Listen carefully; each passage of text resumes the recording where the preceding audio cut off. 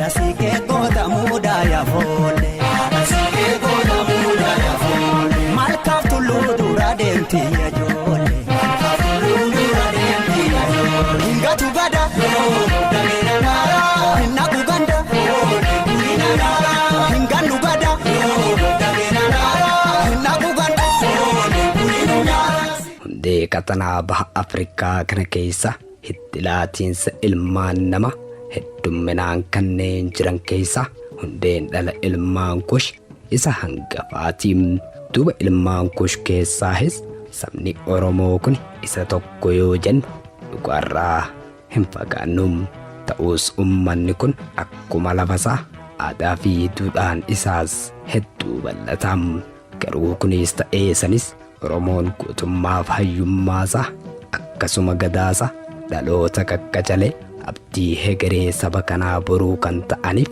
dhaalchisaa baalli isaatiis dhalootaaf dabarsaa yoo deemu dhalli isaatiis ammoo ilmaan abbaa caalan ta'aati kan isaan dhufaniin meenegaan haa jalqabnuuti harka fuune nuti jirra kunoo isinoo akkam jirtu jenna jaalattoota sagantaa galmee seenaam duuba nutiis sagantaa keenya arraa keessatti seenaa dargaggoo dhala Oromoo nama jaarraa kana keessa gabrummaa sabasaa Oromoo fi dachee isaa Oromiyaa irra barootaaf ture diina jalaa baasuuf qilleensarraan diinaa waldhaansoo qabe Oromoos kaabaaf kibbaa bahaaf hanga lixaatti yaadaan isaan tokkoomse qeerroof qarree ijaare ilmi abbaa gadaa kan Oromiyaa fi Oromoo bilisummaa bara dheeraaf hawwaa turre fidee bara kana keessa harkatti nuuf galche kun eenyu haa jennu laatam mee isiniis hamma goolabaatti bakkuma jirtanii nu faana bu'aa kan isiniin jedhu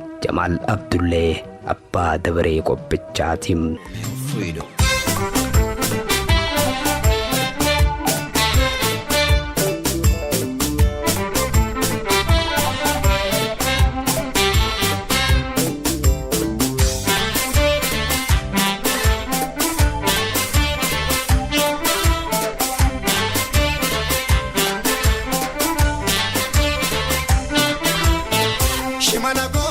Egaan kabajamtoota hordoftoota keenya duuba arraan tana seenaa nama qabsoo Oromoo fi bilisummaa Oromoo har'a ijaan argine kanaaf tattaafachaa bara dheeraadhaaf ture tokko waliin kan waliin barsiisuuf jennu kun akkuma hundi keenya isa beeynutti dargaggeessa qaroo hayyu duree Oromoo akkasuma xiinxalaa siyaasaa fi daayirektara OMN kan ta'an dargaggeessa lafaa dhufaa Jaalle Jawaar Mahammad ta'uu isaatiin. Jaalle Jawaar Mahammad kan dhalate ammoo yeroo bara 1985 akka lakkoofsa warra faranjii ta'uusaatti godina Arsii gara daangaa Harargeedhaan wal daangeessu magaalaa guddoo Dhummuuggaa jedhamtu keessatti kan inni gara dachee kanaatti dhufe duuba ta'us garuu naannoo Dhummuuggaa kana kan jiraatu ummanni gara 90 olii ta'an hordoftoota amantii Islaamaa yommuu ta'an bantaan kurnan hafan immoo hordoftoota amantaa garagaraatiin haa ta'uutii malee dargaggeessi qaroon Oromoo kun maatii amantiidhaan wal makaa ta'an irraa kan dhufeedha. Kana jechuun ammoo abbaadhaan Muslima hoggaa ta'u harmeen isaa ammoo maatii hordoftoota amantaa kiristaanaa ta'an irraa kan dhalateedha. Kanaafis eegasii booda ammoo yeroo umriin isii ona dubrummaa gahutti ammoo abbaa Jaalle Jawaar Mahammad kana yookiin immoo Mahammad Siraaj kan isiin amantii isaa fudhattee itti heerumteedha.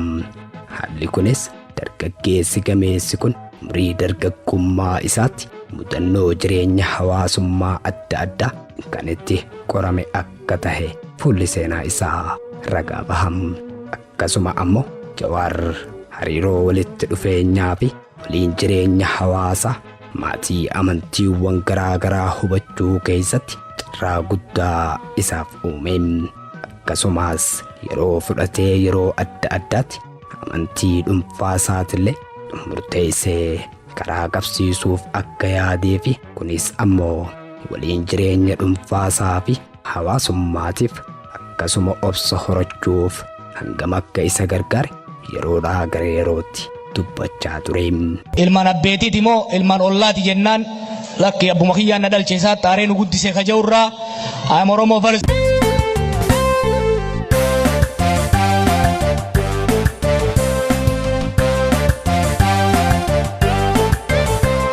Garaaf garabadii ilma dhugaantiige Oromoo turkeessee bilisummaa teesse kan taane taasistee fagoo dhiheessitee saba guutuu. Aktiivistiin dargaggeessi Oromoo Jaalle Jawaar hanga umriin isaa barnootaaf ga'uttis achuma magaalaa Dhummuugaa jiraachaa ture. Umrii dargaggummaa isaa hamma turetti magaaluma Dhummuugaa jiraachaa ture keessatti akkuma dargaggoota kaanii hangafootaa fi manguddoota waliin kan dabarsu akka ta'ee fi sababni isaatiis dargaggoonni naannawa Dhummuugaa jiraatan kun hangafootaa fi manguddoota waliin yeroo dheeraa wanti isaan waliin dabarsaniifis beekumsa irraa argachuu fi bilchina hangafootaa dhaaluuf akka ta'e leenci ilma Oromoo Jaalle Jawaar Mahmad dubbachaa ture. Haaluma wal fakkaatu kanaan dargaggeessi kun seenaa, seera, aadaa fi duudhaa safuu siyaasaa akaakayyuu yookiin immoo abbaa isaa irraa fi hangafoota isaanii kan biroorraa barachaa kan isaan guddatan. Haala kanaan dargaggeessi gameessi Jawaar hubannoo fi muuxannoo abbaa fi akaakoo isaa waliin madaale akaakoon abbaa isaa immoo isa kanneen caala akka dargaggoo gorsuu fi gahumsuu danda'an tilmaama isaa kaayaa ture. Haaluma wal fakkaatuun hayyuun gameessi Jaalle Jawaar akka jedhutti yoo ta'eesi dhaloota baroota 60mootaa fi 70moota keessa turaniif dinqisiifannaa fi kabaja guddaa akka qabuuf uummanni sun uummata tattaafataa ofittoo akka hin taanee fi itti gaafatamummaadhaan kan socho'an akka ta'an nama amanaa turedha. Yeroo umriin isaa barnootaaf ga'uttis Jaalle Jawaar barnoota sadarkaa tokkoffaa isaatiin achuma magaalaa Dhummuugaatti mana barnootaa galee barachuu itti fufe. Dhummuugaatti dhaladhe. Dhummuugaan magaalaa xiqqoo godina Arsii keessatti argamti. Daangaa Harargee Lixaatii fi Arsii godina Arsii daangaa irratti argamti. Magaalaa vibrant taatedha. Garuu xiqqoodha. Guddinni isii hanguma duuduu danda'a qoggaa. Achittiin naannoo sanitti guddadhee achirraa gara Asallaattiin waggaa lama achittiin baradhe.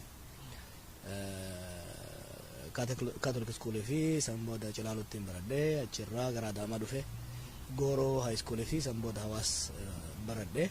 Achirraa gara Singaappooriin deeme. Achi waggaa lama ture. Sambooda gara Kaalifoorniyaan dhufe. Sambooda biyyoota adda addaatti xiqqoo irraa barachaa ture. DC, New York, bakka adda addaa jiraadhee Londonis booddee immoo Minnesotaan jira. Garuu immoo Jawaar osoo barnoota mana barnootaa sadarkaa tokkoffaa hin xumurin barnoota isaa addaan kutee akka deemu ergaan jedhuus itti himame. Kunis taatee osoo isaa fi maatii isaarraa hin yaadamiyyoo ta'ellee dargaggeessi gameessi kun Jaalle Jawaar Mahmad carraa mana barnootaa isa waan hundaan kan duraan itti barachaa ture caalutti akka baratuuf karra saaqe. Kunis ta'ee sanis gara magaalaa Asallaatti akka imaluu fi barnoota isaa mana barnoota Kaatoolikii jedhamutti akka eegalu taasifamu isaati ture. Mana barnootaa kanattis waggaa tokkoof erga baratee booda waggaa itti aanu ammoo gara mana barnoota Calaalootti jijjiirrate. Hanga gara magaalaa Adaamaatti imaluttis achuma ture. Eegasii booda ammoo dargaggeessi qaroon Oromoo kun carraa isaa itti aanu jireenyi isaas gara magaalaa Adaamaa ta'e. Haaluma kanaan immoo qormaata ce'umsa kan biyyoolessaa magaalaa Adaamaatti fudhachuudhaan goolabe. Yeroon kunis yeroo leenci Oromoo umrii dargaggummaa keessa itti seenuu jalqabee fi qabsoo bilisummaa Oromoo keessatti qabatamaan hirmaachuu eegaleedha.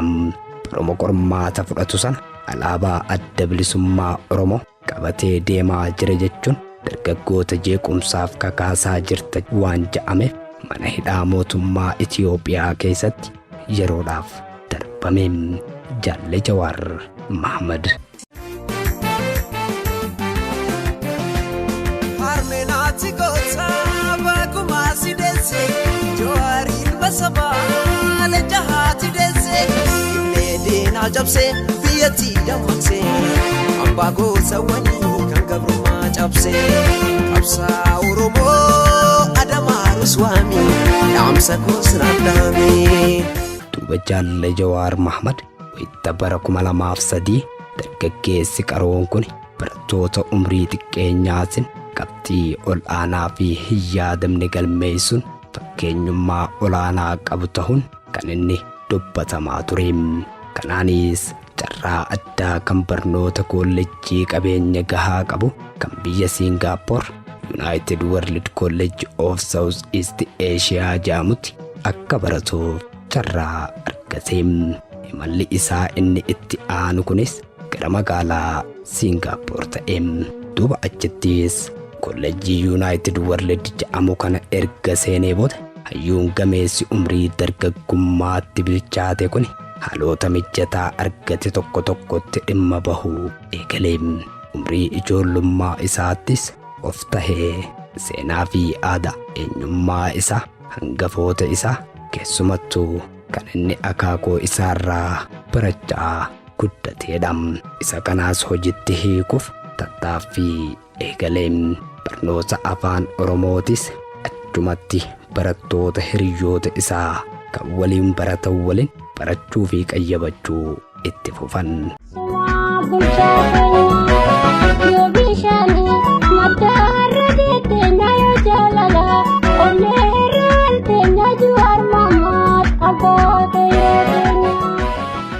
Aktiivistiin dargaggeessi Oromoo Jaalle Jawaar Mahmad turtii waggaa 2 kan biyya Singaappoor keessattis barattoota biyyoota 60 ol keessaa dhufanii fi afaanota 100 ol dubbatan waliin walitti makamee jireenya isaa dabarsee. Haaluma kanaan osoo jiru dargaggeessi gameessi kun ilaalcha aadaa, duudhaa fi seenaa magaalaa xiqqoo keessatti beeku sana bal'ifatee guutumatti ilaalcha addunyaawaa aadaa fi afaan heddumminaan fayyadamuu hubatee muuxannoo guddaas achirraa argatee. Jireenya isaa ammaa keessattis akka hedduu isa gargaare seenaa isaa irratti barraa'eera. Haa ta'uutii malee imala hayyuu gameessa kan Jaalle Jawaar Mahmad keessatti gufuu fi rakkoon osoo hin mudatin as gahe jechuu miti. Imala isaa gufachiisuufis yaaliin mana barnoota sadarkaa tokkoffaa barnoota irraa isa dhaabuun kan itti jalqabe yommuu ta'u, hidhaa fi darara mootummaa, rakkoo jireenyaa fi kan kana fakkaatan hedduus dhandhamee keessa dabre. Ijoollummaan kiyya gaariin turre. Barri muraasni baay'ee ulfaataa ture maatii keenyaaf. Baroonni yaadachuun barbaanne jiru. Hamaa turan. Garuu amma gaafasitti otoo gaafas osoo wanni sun ta'uu baateen hin fedha. Ammoo amma muri odoo naan jettee amma fiilmiin odoo jiraatee ilaaltee muri naan jettee hin muru maaliif beektaa? An kan hin ta'e jabinni an qabu mataa jabaachuun an qabu kun hundi hin dhufu ture. Abbaa keetiif du'aa hawwite naan hin jeenaa malee an osoon abbaa kiyya jala guddadhee nama akkana mataa jabaatu hin ta'uun ture. Probably I wouldn't be this successful waan inni dalagu irratti. Ijoollummaa akkaan hamaatti dabarsine nu jechuun daa'imummallee gaarii turre garuu san booda egaa abbaan keenya du'e booda baay'ee rakkoo ture. Garuu nu jaare sibiila nu godhe jechuun maatiirraa bayeetiin manuma namaatti guddadra caalatti rakkoon sun rakkoo Oromollee sirriitti akka nu godhu na gargaare rakkoo birallee akka hin danda'u na godhe amma interneet irratti bakka hedduun namni har'a manatti dheeressaa miti rakkoo akkasii mana namaa jiraadheetiin argee garte kanaaf maal naa kenne maali skin kana kal'oo ta'e tana kal'oo naacha naa godhe kanaaf duba deebiitii mure naan jette hin muru numaa osoon san keessa dabruu baadhe karaa qoree yeroo tokko amma karaa qoree keessa deemta shakkii keessa deemta miti shakkii hamaa keessa deemta yeroo deemsanitti osoo asfaaltii siitee wayya garuu shakkii irra deemuun miila kee kana achaa yoo godha san booda dirree gubbaa waggaa seente xarabaa nama keessaa baafata jechuudha kanaaf duba deebii muru yoo naan jette ani sakandii tokkollee muru no regrets. Dargaggeessi gameessi Jaalle Jawaar Mahamad rakkoo fi gufuu yeroo adda addaatti isa mudatuuf akka carraatti itti fayyadamuudhaan xiyyeeffannoo isaa hunda inumaatuu daran cimsee gama danda'uun xiyyeeffannaa isaa guddaa barnootatti kennuu fi carraa argame kamuu akka isa jalaa hin miliinne carraaquu yeroo itti xiyyeeffate ture. Kanaanis wal qabate kollejjii United World jedhamu suni sagalee imala yookiin immoo daawwannaa barnootaa kan iddoowwan seena qabeeyyii adda addaa dhaabbilee garaa garaatiin muuxannoo tola ooltummaa wal jijjiiruu fi konferansii dargaggoota gahoomsu qindeessuudhaan kan qopheessu waan ta'eef carraa kanaan fayyadame carraa biyyoota garaa garaa kanneen akka Ameerikaa kaabaa, Eeshiyaa fi Awurooppaa daawwachuuf kan isa carroomse ta'uu isaatiin muuxannoo achitti argate kanneen keessa heddummina aadaa addunyaan tuni qabdu uumama addunyaan qabdu sirritti hubachuu fi kan biyya ofii keessaa bahee sana Itoophiyaadhaan wal cinaa qabee madaalchisuun rakkoo biyya isaa mudachaa jiruu fi dhugaa lafa jiru wal madditti akka madaaluuf carraa isaaf uumeen. Duuba yeroo bara 2005 erga barnoota isaa turtii waggoota lamaatiif magaalaa Singaappoor xumuree booda haala qabatamaa biyya keessa jiru hubachuudhaan Jawaar imala isaa itti aanuun gara biyya Ameerikaa kutaa Kaalifoorniyaatti jiruu isaa jijjiirratee erga biyya Kaalifoorniyaa kana galees Jawaar takkaa rafeen bullee barnoota isaa digirii tokkoffaatiin yuunivarsiitii guddaa fi beekamaa ta'e yuunivarsiitii Istaanfoord Biriij kan handhuura magaalattii kaaba Kaalifoorniyaa Silikoon Vaalii naannawa jedhamutti iddoo mijataa kaampaaniiwwan gurguddaan kanneen akka Google, Yahoo fi kan kana fakkaatan itti argamutti barnoota isaa ammaas achitti jalqabee.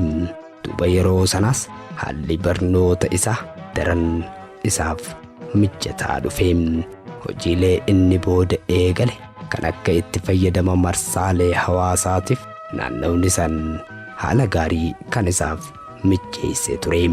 Kunis ammoo hayyuu gameessa kana gara addunyaa saayinsawaatti dhiheessuu bira dabre ogeessa gameessa marsaalee hawaasaa sirnaan fayyadamuu akka ta'uu fi riqichi qunnamtii akka babal'atuuf kan haala isaaf mijeessee fi karra saaqeedha. Haaluma kana keessa osoo jiru dargaggeessi Karoon Oromoo kun waytii bara 2009 taateewwan jajjaboon lama wal faana isa mudatee. Isaan keessaa taateen inni jalqabaa kun maali yoo jettan ammoo yeroo fuudha haadha mana isaa isii hedduu jaalatu Gifti Duree Arfaasee Gammadaa waliin bultii ijaaru yoo ta'u, ta'ii lammaffaa ammoo barnoota saayinsii siyaasaatiin wayita inni digirii jalqabaa isaa fudhatuun walirra dhufe. Kunis ammoo salphaa ta'uus ta'uu baatus yeroo san yeroo inni riisarchii yookiin qorannoo isaa itti qopheessaa ture waan ta'eef xiqqollee ta'u kan isa rakkise ture. Yeroo kana dargaggeessi lafaa dhufaan kun hirmaannaa siyaasaa, qeeqa dhaabbilee siyaasaa akkasuma qeeqa mootummaa Itiyoophiyaa fi kanneen biroo keessatti hirmaannaa ol aanaa agarsiisuu yeroo itti jalqabe ture. Haaluma kanaan immoo barnoota saayinsii siyaasaa erga yuunivarsiitii Istaanfoord irraa xumureen booda hojii shaakalaa argate imala isaa gara kutaa magaalaa Waashingtan DC godhatee. Falmataako yaa gootichaa kiyyaati turte kaatu leenci abbaa biyyaa. Falmataako lafa barii geessee dukkanni isheen dhoksu. Falmataako bilisummaan geessee homtuun hundaan geessu. Falmataako 4 kiloo teennee eenyuun hundaan. Hayyuun har'a saffisaan namoota hedduu ajaa'ibsiise kun yeroo kanarraa jalqabe qorannoo dhuunfaa isaa irratti xiyyeeffannoo guddaa kennaa ture. Wantoota garaa garaa hedduus barreessee hanga barnoota digirii isaa lammaffaa qo'achuuf jedhutti adeemsi isaa waa qopheessuu fi qorachuu ture. Barnoota isaa digirii lammaffaatiin ammas yuunivarsiitii beekamaa bira yuunivarsiitii ol aanaa Kolombiyaa kan magaalaa Niiwuork keessatti argamutti digirii lammaffaa isaa jalqabe. Yuunivarsiitiin Kolombiyaa kunis hayyootaa fi beektoota qorannoo garaa garaa gaggeessaniif hedduu mijataa kan tahee fi qorattoota jajjabeessuu fi kunuunsuun kan beekamudha. Haala kanaan hayyuun dargaggeessi kun erga digirii isaa kana xumure mul'achuu eegale. Akkuma mul'achuu jalqabeenis ammoo itti fufe jechuu osoo hin taane jidduutti ammoo achi buutee miila bakar ta'e. Yeroo kanaas xiyyeeffannoo isaa hunda gara barnootaatti deebisee waan jiruuf ture.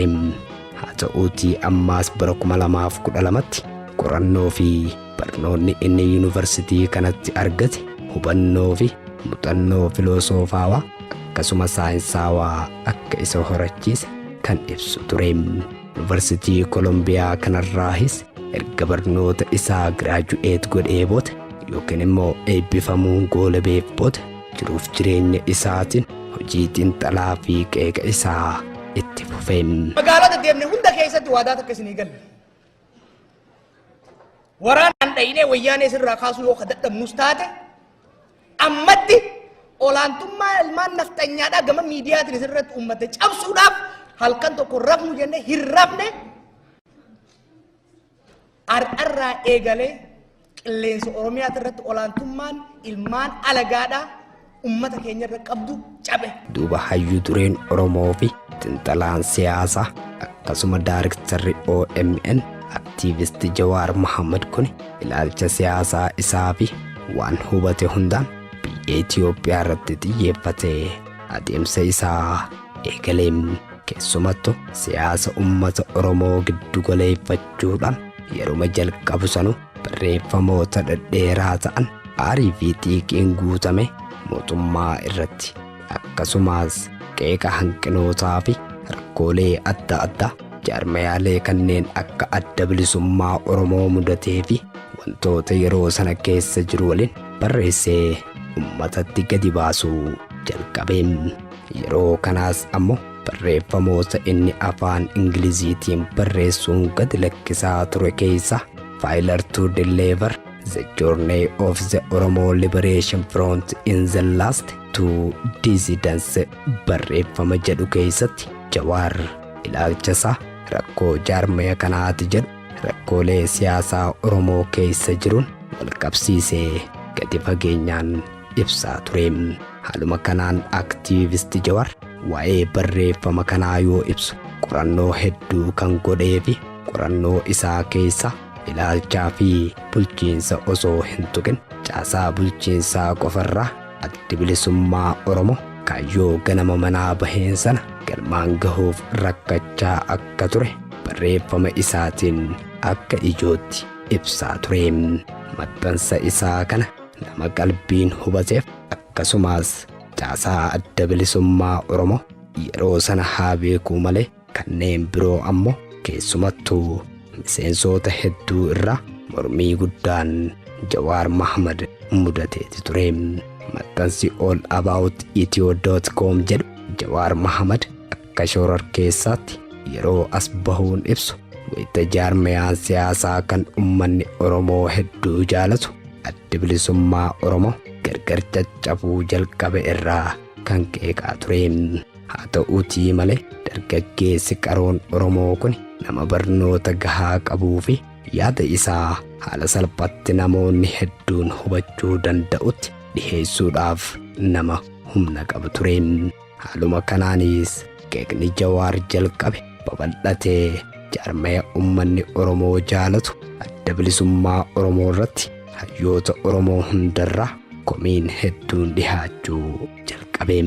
Hooggantoonni adda bilisummaa Oromoo ummata isaan jaalatu sanaaf hatattamatti deebii gahaa hin laatin malee daranuu dhaabichi adda bilisummaa Oromoo gargar caccabuusaa itti fufeem.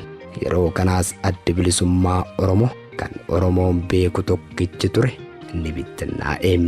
Isaanis fofottoqiinsa isaaniitiin ABO irraa jalqabe ATBO, KBO, ADO, ABOA, KBO, ABO tokkoome akkasuma ABO shanee fi KFO jechuun maqaa garaa garaa moggaafatanii kan isaan akka callee citteetti addaan bahan tureem. Ta'us ammoo garuu maqaa Oromoo jedhuun kan isaan of hundeessan. Haalli kun uummata Oromootiif qabsoon Oromoo akka maseenetti yeroo itti ilaalamuu eegalee fi abdii kutannaan hedduun keessatti mul'ate tureem. Kanaafis dargaggeessa hayyuu Oromoo lafaa dhufaa kanaaf ammoo dubbiin kun carraa taheem. Innis carraa argate tokko osoo hin balleessin itti fayyadamee uummata Oromootiif sagalee ta'uu jalqabeem. Kunis ta'eesanis ilmaan Oromoo biyya alaa jiraatan maaliif hin gurmoofne jechuun Jawaar waldaa dargaggoota Oromoo kan idil addunyaa hundeesseem.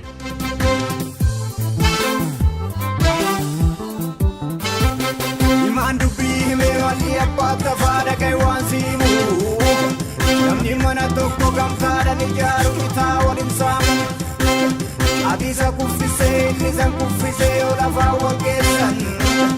Biyya keenya irratti gabrummaa daraaree bilisummaan eessan. Saaqi saaqaa, saaqi saaqaa, saaqi. Saaqi saaqaa, saaqi saaqaa. Aktiivisti Jawaar Mohaammed muuxannoolee konferansiiwwan garaa garaa kan sadarkaa idil addunyaatti qopheessuu waan qabuuf muuxannoo kanaan fayyadame uummata Oromoo qindeessuu hojii godhateem. Kanaanis ammoo qindeessuu fi ijaaruu qofa osoo hin taane uummatattis gadi bahee dubbachuu eegaleem. Rakkoo yeroo sana uummanni Oromoo keessa jiru sana jalaa baraaruuf gurmaa'uun furmaata dhumaa akka ta'e jala sararee dubbachuu jalqabeem.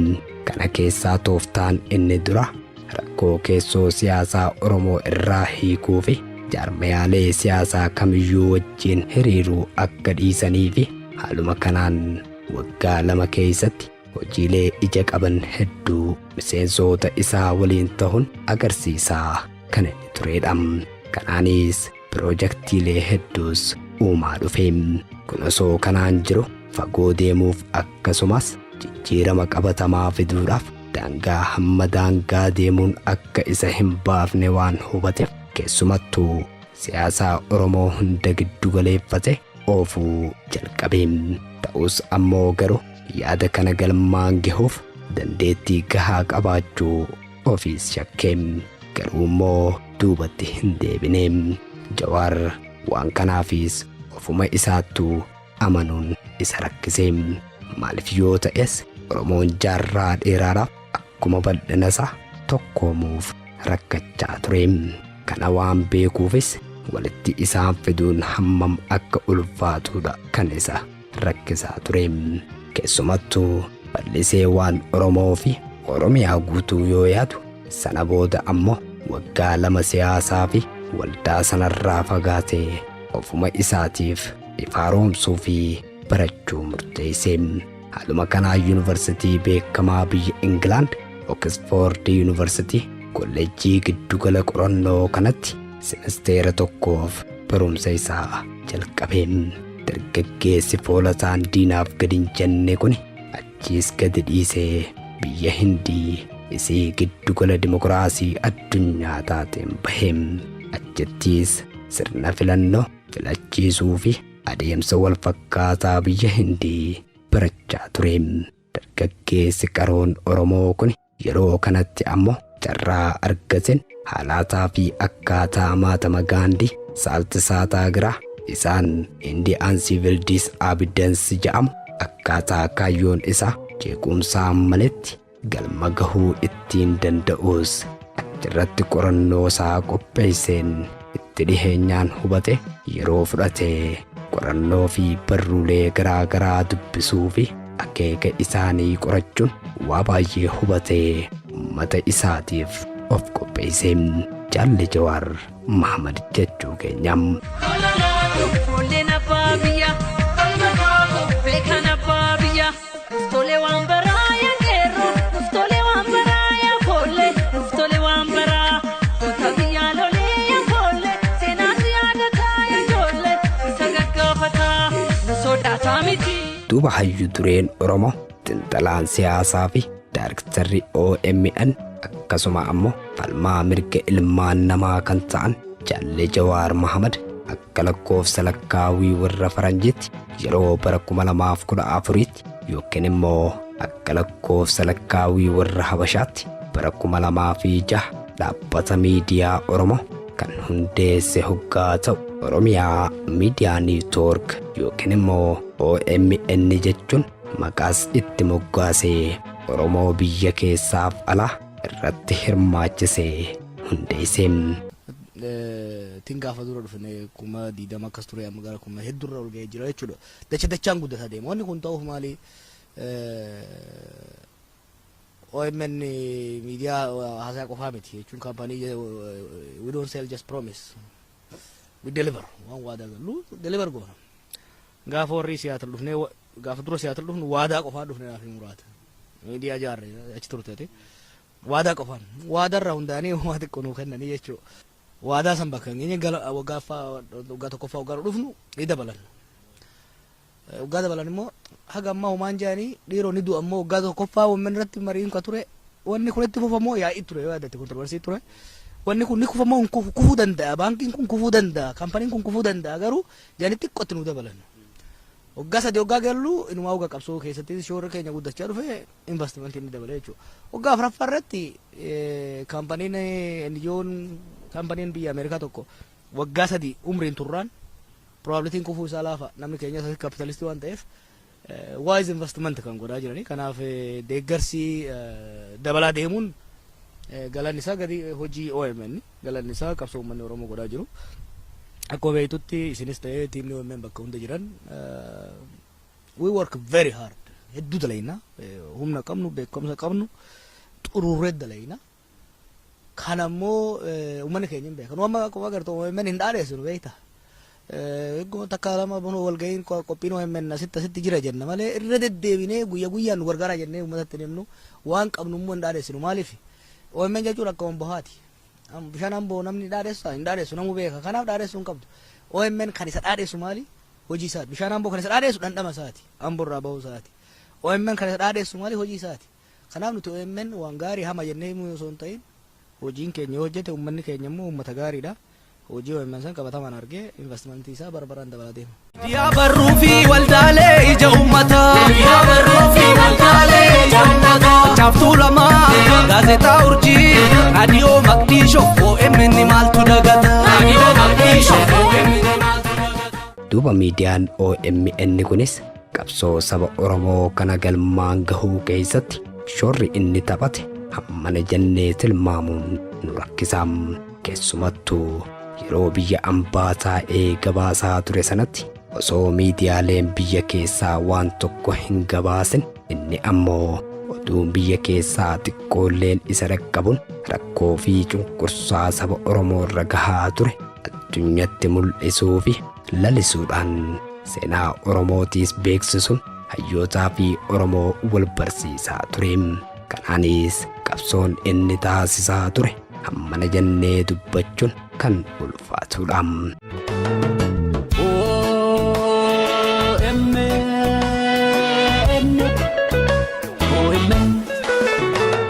Seenaan deeggaramtee hayyuun ijaaramtee oomtuu simbukkisu. OMN hundeen kee jabaadha.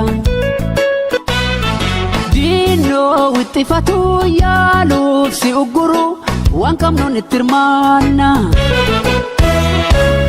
OMN ijaaf gurra hawaasa keenya. Ilmi abbaa gadaa hayyuun dargaggeessi Oromoo abbaan qarreef qeerroo Oromoo aktiivisti Jawaar Mahamad yeroo saamicha lafa Oromoo irratti ka'us keessaahuu kan maastar pilaanii Finfinnee gaafa haa ta'uu ja'ame sana inninis pilaana isaatiin tarsiimoo baafateen fincila qeerroo Oromootiin diina irratti labseem. Kanaanis lubbuun qeerroof qarree Oromoo isaan kumaatamatti lakkaa'aman kan itti wareegame tureem. Duuba qeerroon Oromoo osoo rakkinaaf hin jilbiiffatin inni Harargee taa'u Finfinneetti qabsaa'uun kan Booranaaf Mooyyaaleetis ginciidhaan hangafe hamma Oromiyaa guutuutti kan isaan diina kokkeetti qabaa turan. Kunis ammoo tarsiimoo fi xinxala Jaalle Jawaarin kan ture ta'uu isaatiin. Master Bilal jedhanii sanyii si dhuguuf malaani Oromummaa keenya waan tokko taane diina fannina olkaane. Duuba aktiivisti Jawaar Mahammad qabsoo falmii isaatiin Oromoo tokkoomse erga dhugaa ummataa ifatti as baaseen suutuma suutaan garee OPDO kan amma ODP'tti maqaa jijjiirrates qeerroof qarree isaatiin itti muddi jee jaalataniis ta'u yoo jibbanis qabsoo ofiitti dabale waa hedduus waa'ee qabsoo Oromoo fi Oromiyaa irratti jara duraan callisee taa'aa jirullee kan inni afaan hiikkachiisee isaan dubbiseem. Oromoon jaarraa tokko wal qabsaa'ee injifannoo fageessee mo'achuu rakkate yoo jettan immoo Oromoon waan qoodameef sabni qoodame waliin ta'ee diina injifachuu waan rakkatuuf wal qooduun keenya jaarraa tokko waliif garbummaa duwwaa osoo hin ta'in eenyummaa keenya afaan keenya seenaa keenya abbaa biyyummaan keenya nurraa saamamee namaa gad akka taanu nu godhee ture. Biyyi kun nagaan itti fufuudhaaf biyya kana keessatti walqixxummaa kan balleessu hattummaa akkasiiti. Loogummaa akkasiiti. Kanaaf hanga loogummaan, hanga hattummaan, hanga haqa dabsuu fi jallisuun hin dhaabbannetti biyyi kun nagaa argachuu hin dandeessu. Qeerroon Jawaar waliin daandii mirgatti galee. Qeerroon Jawaar waliin daandii mirgatti galee. Dr. Abiyyi Lammaa Magarsaa suutuma suuta qabsoo ofiitti dabalee. Suutuma suuta qabsoo ofiitti dabalee. Haaluma kanaan osoo hin yaadamin yeroo bara 2010 isa dhiheenyatti irra as dabarre sana keessa yeroo jalqabaatiif miidiyaa biyyatti kan sooreessa ilma abbaa gadaa kabajamoo Jaalle Dinquu Dayyaasaatiin hundeeffame OBS galee bosonaa dhiireessaatiin haasofsiifame qilleensa Oromiyaatiif keessummaa kabajaas ta'eem Jaalle Jawaar Mahammad haasaa isaa kan yeroo OBS'n keessummaa ta'e saniitiinis akkana jechaa tureem. Hayyee Obbo Jawaar galatoomaa jechaa keessumaa tokkummaan Oromoo yeroo ammaa kana maaltu ta'uu qaba jettu? Dhugaadha tokkummaan uummata tokkoof barbaachisaadha. Waan barbaadan argachuudhaaf fi diinarraa aananii argamuudhaaf tokkummaan barbaachisaadha. Tokkummaan kun garuu bu'uura qabaachuu qaba. Tokkummaan kun eenyummaa saba sanii irratti hundaa'uu qaba. Tokkummaan kun dantaa saba sanii gara fuulduraa tarkaanfachiisuu irratti naashinaal intarest gara fuulduraa tarkaanfachiisuu irratti fuulleffachuudha qaba. Tokkummaan kun hojii irratti fuulleffachuu danda'uudha qaba. Kanaaf sadarkaa bilchinni isa boorummaa uummata keenya amma irra gahetti sadarkaa hubannaan uummata keenya irra gahetti akka Oromoo tokko ta'uu qofa osoo hin taane dantaa Oromoof Oromummaa fi Oromiyaa irratti tokko ta'uu danda'uudha qaba. Dantaa kana immoo hojiitti hiikuu irratti tokko ta'uu danda'uudha qaba. Unity of purpose kan jennu san jechuudha. Kanaaf dhugaadha tokkummaan barbaachisaadha. Tokkummaan sun garuu tokkummaa afaanii qofa osoo hin ta'in tokkummaa onnee, tokkummaa harkaa, tokkummaa miilaa, tokkummaa miiraa ta'uu danda'uudha qaba bosona. Dargaggeessi hayyuu dureen Oromoo kun akkasuma xiinxalaan siyaasaa fi daarektarri OMN Jaalle Jawaar Mahammad dargaggeessi hayyuun karoon ilma Oromtichaa kun bara maqaan isaa shororkeessaadha jedhamuu yaamamaa ture sunis osoo diinaaf hin jilbiiffatin kunoo saba isaa xiinxaltoota hiriyoota isaa waliin walabummaa kan isaan gonfachiisan. Duuba Jawaar ofii isaatiifis oolee osoo hin bulin sodaa tokkoon maletti akka Oromiyaa biyya abbaa isaatti deebi'us waadaa isa dhugaa Oromoof Oromiyaafis battalumatti kan inni seeneem.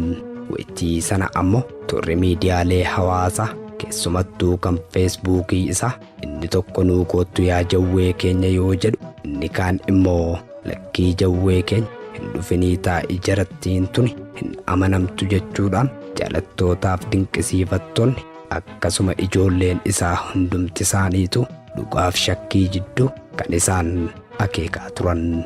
Ta'us ammoo inni du'uus lubbuun koo kan qeerroo Oromoo isaan dhumaa jiranii hin caalu jechuun kallattumaan guyyaa dhufaatii isaatiis beellama isaa qabate gaafa hagayya 5 akka lakkoofsa lakkaawii warra Habashaatti qilleensa Oromiyaa irra balali'ee biyya isaa isii waggoota 18 oliif irraa fagaatee ture simannaan gootaa isaaf taasifamuudhaan handhuura Oromiyaa magaalaa Finfinnee Boolee qubateem.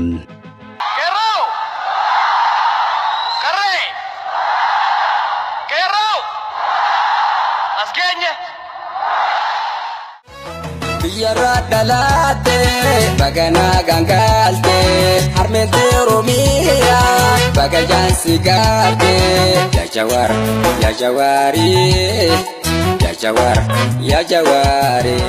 Duuba guyyaa kanaas Jawaar gammachuu guddaadhaan eebba miidiyaa OMN isa baroota dheeraaf biyya ambaa taa'e qilleensa Oromiyaa kana bilisoomsuuf rakkachaa ture magaalaa Finfinneettis guyyaa itti hundeessuudhaan eebbisee ture. Simannaa jaalle Jawaariifis artistoonni Oromoo kan akka Hacaaluu Hundeessaa, Qamar Yuusufii fi isaan biroo kanneen kana fakkaatan hirmaachuun anaa dhufu Jawaar keenya jechaa kan isaan weellisaa turan. Anaa dhufu Jawaar keenya, anaa dhufu Jawaar keenya. Eessona gafannaan jeen Oromiyaa, igaala feetiyaa irbaabaabiyaa. Akkasuma ammas dargaggeessi Oromoo jaalatamaa fi walaleessaa beekamaan artist Laataa Qana'aatis waltajjicha irratti argamuun walaloo ajaa'ibaatiin Jawaarii fi OMNs akkaataa armaan gadii kanaan lalisaa ture. Kan du'etu bada malee inni jiru wal argaa. Inni qeerroo qabsaa'e qawwee dura dhaabatee roorroodhaaf buluu didee kunoo arra bu'aa buusee Jawaariin iyyuu fide. Bara darbe yoona kana Jawaar ashabbaariidha barbaadamaa tokkoffaa, bara dammoo Jawaar keessummaa kabajaati kuunnoo achi taa'ee kolfa.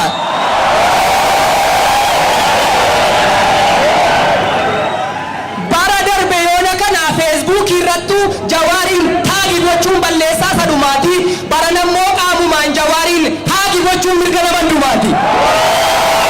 Aaxinnaatiyyuu malee miidiyaa sabaaf ta'an nutis horachaa jirra. Isaan keessaa inni tokko keessummaa guyyaa har'a OMN. Waggaa 4 fuuldura qilleensa Oromiyaa bilisoomsuuf akkuma waadaa gale dhufe kunoo OMN gaaraaf tulluurroo taalee eebba jaarsaan urgaa'ee dhadhaa jersaa dibatee uggura diinaa mo'ee ukkaamsaa injifatee. Otuma isaan alaalatti sodaatanii gaaddidduu dhufee dhaabbate kunoo mandara isaanii gidduu. Barreen gaddaa yoona kana kaabinee tokko agarraan anteenaa isaa buqqifna. Baran ammoo kunooti boolee irratti wal geenyee OMN'if shubbisna. Barreen gaddaa yoona kana poolisii ofirraa eeguu karaa foddaa dhaabbanna. Barana kun hin jiru addabaabaayii masqalaatti OMN daawwanna. Duuba aktiivist Jawaar Mohaammed haasawa isaatiinis gammadee wayita as bahuuf jedhu hangafa keenya dura hin dubbadhu jechuun carraa dubbii isaaf laatame dabarse kabajamoo pirezidaantii mootummaa naannoo Oromiyaa kan ta'an Dr. Kabajaa Lammaa Magarsaatiif kan laatee fi erga obbo Lammaan haasaa isaanii xumuranii booda Jawaaris itti aaneem.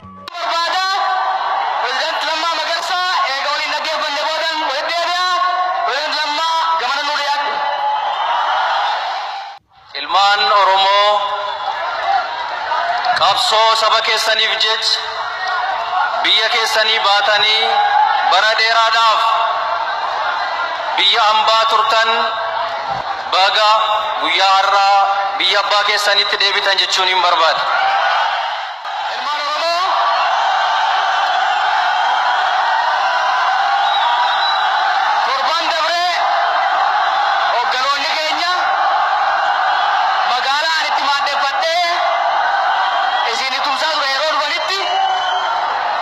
ministeeraa keenya Dr. Abiy Ahmed galatanatti kennatan. Akkasuma ammas hayyuun akka Piroofeesar Isqeel Gabbisaatis waltajjii oowwaa sanarratti hirmaachuudhaan inninis biyya ambaarraa aktiivistii Jawaar Mohaammed waliin akkuma dhufaniin haaluma kanaan qabsaawaa mirga dhala namaa fi xiinxalaan siyaasaa hayyuu dureen Oromoo Jaalle Jawaar Mohaammed qabsoo isaatiin erga gara biyya abbaasaatti deebi'es naannolee saylan biyyattii fi godinaalee Oromiyaa keessa naanna'uun hawaasa isaa waggoota dheeraaf addaan fagaatanii turan akkasuma kanneen dugdaaf garaa ta'anii turan waliinis marii fi ergaa bal'aa taasiseetu ture. Waa lama barbaachisa amma. Tokko nagaa barbaachisa. Kalee dheengadda waggaa afran nagaa booreessaa isin jeebi. Baga booreessitan gaafas. Arrammoo na dhagaya. Arrammoo biyya tasgabbeessa. Biyya nagaya godha. Ka duraan nagayni yoo jiraate. Nulleen bulchiinsi amma warra jirulleen dhaabbileen siyaasalleen ibidda dhaamsuudhaan hojii hin hiikani wal mari'anne mataa walitti qabanne gurratti wal asaasne biyya kana gama ceesifna. Kanaaf ammoo nagaa eegsisuu keessatti wanni guddaan ufii tasgabbaa'u qaama nagaa eegu kabaju. Poolisiin Oromiyaa isin agartan tuni poolisii durii miti. Na dhagaa qeerroo. Qeerroo dhageessa. Qaama mootummaa keessaa ka dura qabsoo keenyatti makame poolisii akkasii miti. Poolisiin Oromiyaa agaazii wajjin hin dhugaaf du'ettee gaafatitti wayyaaneen kufte akkasii miti.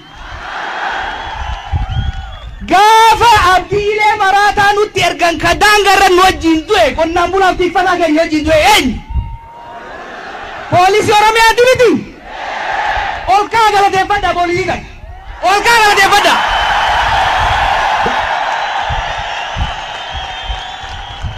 Poolisiin Oromiyaa akkuma kaleessa qabsoo teenyatti makamte.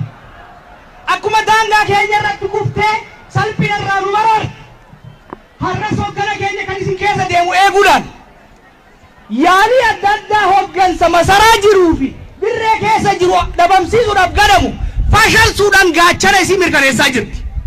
Kanaafuu hojii nagaa eegsisuu keessaa inni guddaan poolisii teenya kabaju, poolisii teenyan ajajamu, hojii heeraaf seeraan isaaniif kaahame akka isaan nagaan godhan bakkaan gahan tumsuudha. Kana akka lapheetti naa fudhatan ni barbaada. Duuba Jawaar Mohaammed erga gara biyya abbaasaatti deebi'es bu'aa ba'ii fi haasa'aa naannolee garagaraatiis keessummeessaa osootuma jiru hajjil umraas godhe waa maraafuu toobbatee jira. Haa ta'uutii kan kaleessaas ta'uu arras hojiin aktiivistii keenyaa kun kan kabajamoo Jaalle Jawaar Mohaammed kun keessumattuu inni bara kana keessaa kun yoomillee taanaan seenaa dhaloota Oromoo dhufaa dabraa keessatti arras boruus taanaan kan hin dagatamneedha. Egaa hordoftoota keenya seenaan dargaggeessa hayyuu ilma abbaa gadaa kun hedduu bal'atullee garuu immoo hammi nuti isin biraan geenye kun waan hedduu nama barsiisaati. Kanaafis waa'ee hayyuu duree Oromoo fi falmaa mirga dhala namaa akkasuma ammoo xiinxalaa siyaasaa fi daayirektara ol aanaa OMN kan ta'e hayyuun dargaggeessi Oromoo qacalee lafaa dhufaa kun Jaalle Jawaar Mohaammed Siraajii yoo jennu hedduu itti boonnam. Garuu immoo waa maraafu Rabbiin umrii isaanii dachaan nuuf haa dabalu jecha dhaloonni qubeetis leenci akka isaanii saba Oromootiif kumaatamaan nuuf haa dabaluuti. Kanarraa kanumaan goolabnam. Saganticha qopheessuun ammoo hanga ammaatti kan isin biraan gahaa tures Anjamal Abdulleetiin ture. Torbayyoo Rabbi jee sagantaa fakkaataa biroo qabadhee kan hin dhihaadhu ta'aati hammasittuu gama kootiin horaa bulaa deebanam. Armenaati goota bakkuma si deesse Jawaariin Oromiyaa cabsee biyyattii dammaqsee hambaa goosawwanii kan gabrummaa cabsee qabsaa Oromoo Adamaa Ruswaamii dhaamsa koos naaf dhaamee.